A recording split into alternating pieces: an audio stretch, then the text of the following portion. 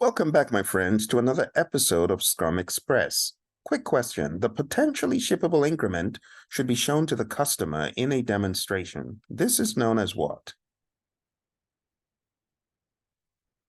All right, hit the pause button if you need more time. The best answer for this, my friends, is the sprint review ceremony.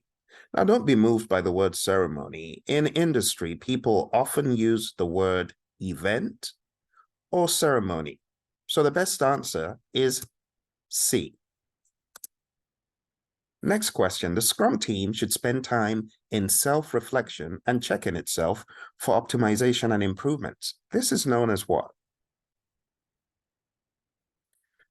All right. The best answer, my friends, is A. This is the retrospective. Now, this is stuff you already know. Now, let's move on to the next topic of product backlog items. In the world of Agile, we have things we call PBIs, product backlog items. And these could be anything from an epic or a feature, a story. And when we think about the product backlog, the idea is that everything from here up is value. This is value to the customer. If we get a story done, it's value. A feature is a group of stories grouped together for release. An epic just means a big user story. So whatever the terminology you use, just understand everything from here up is value. Now, a defect is obviously something that needs to be fixed. But we also have on this level spikes. We could have a spike. And a spike is research or risk-related work or some type of prototype that we need to put into action in order to progress with an item. So be aware of those terminologies, but I want to dig a little bit deeper into product backlog items to give you some more pragmatic views of these things. At the highest level, we have the product. In this example, an online retail store. That's the project. But the project gives the product, right, which is the retail store. Examples of epics are huge concepts like improved product discovery. How do we do that? Well, we're going to use epic as a parking lot for this macro idea, and we're going to break this idea down, but it starts off bucketizing everything in this huge bucket called an epic. A second epic could be optimize the checkout process. Now, if we break that down further, we could go to the feature level. Let's take one of those epics, improve product discovery. An example could be one feature within this epic, and it could be an improved search algorithm. Now, there could be other features, but let's hone in on just one. You can see that the improved search algorithm is just one piece of the puzzle to improve product discovery. Going down to the lower levels, you can see how the thought permeates. We now get down to a story. Refine search queries, for example. Now, it's not written in the form of role goal benefit, but the idea is similar. Refine search queries, of course, for the user, right? The user's benefit. How are we going to do that? This is where in the sprint planning, or hopefully in the backlog refinement, before you get to sprint planning, you should have already broken these down. So your story is broken into tasks. Modify search functionality. Test with sample data. Validate with end users. Those tasks need to be done before your story is completed. The next story is implement recommendation algorithm. We have some tasks, prepare the testing environment, recruit users, obviously to test, and gather and analyze feedback. So we have these tasks which are not in the product backlog. These tasks, at best, get into a sprint backlog, but the product backlog contains these. And progressively, this is broken down into this and other things, but we don't see the tasks. This is what I want you to understand as we comb through this content. So this would be the view of the world, for example, from on high. You have the product broken down into as many epics as you may have. Sometimes things make their way to the lower level of a story.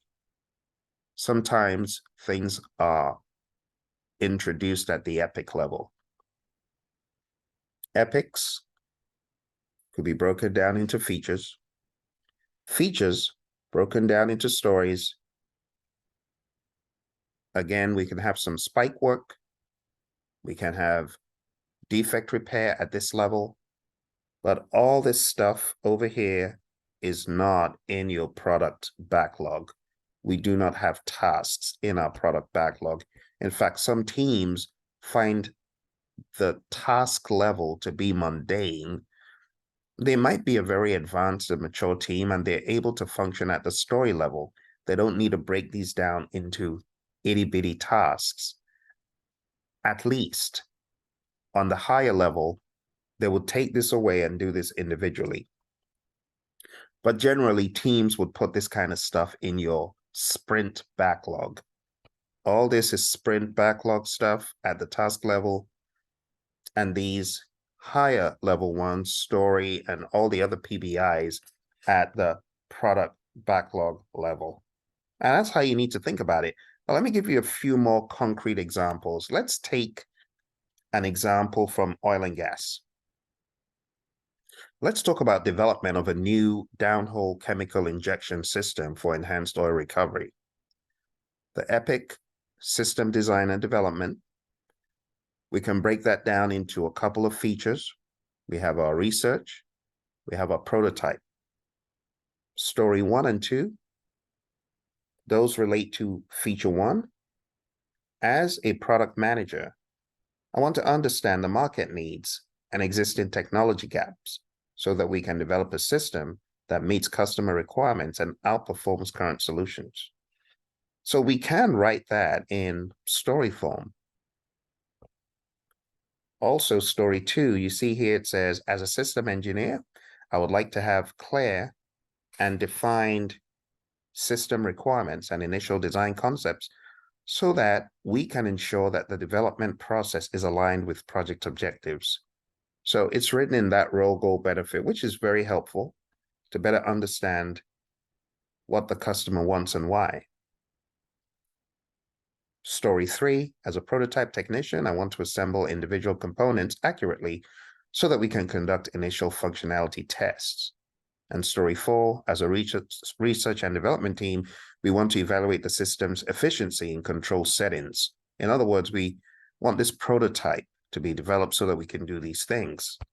Taking a look at the tasks, remember, those will be in your sprint backlog, market analysis, study existing technologies, so on and so forth.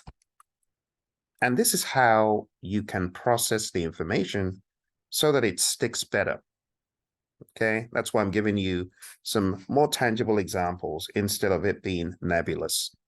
Now, when you boil it down, you can bucketize your epics, your stories.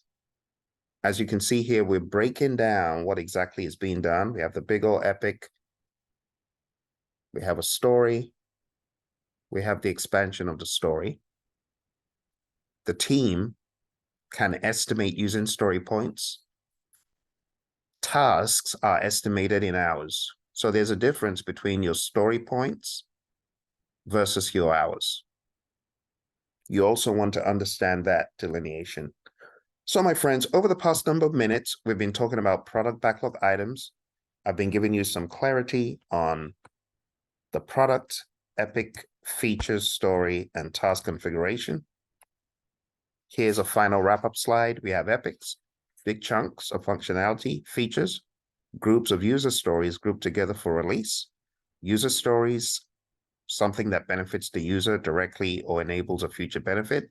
It does not have to be in role goal benefit format, but that's the industry standard.